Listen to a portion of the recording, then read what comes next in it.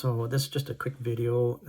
I'm going to explain a few things coming up. I'm going to do an actual prep at the end of April, just to go over stuff. So if anybody's learning or going into the school, gives them an idea, because this is how I was taught in the old school. And because feature setting is so important, because that's the last thing people see. People don't see the rest of the body except for the hands and the face. So I would probably talk about the mandible suture, what cord to use, 5 cord or 10 cord. And I prefer the string suture over the needle injectors, and ice caps. Some places only have large eye caps or small ones, and sometimes the students don't know what to use. If you have big eyes, you use bigger caps, and if that's all you have and you have a smaller eyes, then cut the eye caps down. And when you're done,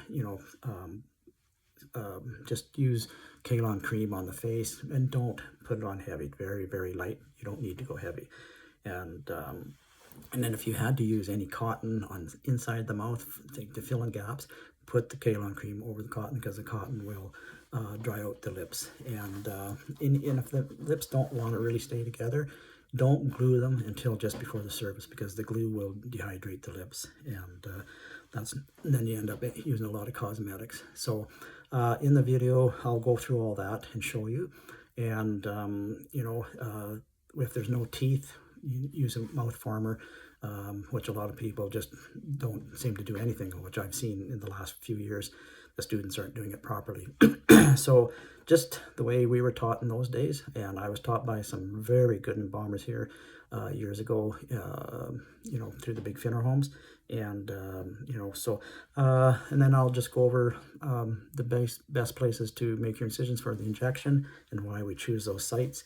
And then the next video I'll talk a little about chemicals that we can use. And a lot of places get into all these different chemicals. And when I started, we had 3 chemicals, and all the bodies were just as good as what they're embalming today. And we didn't even have coolers in those days. And so I don't get into all this fancy stuff that they're coming out with, because you don't need it. And so I will go over some of that, and hopefully you will look at my videos and give me a like and subscribe. Thank you. Bye-bye.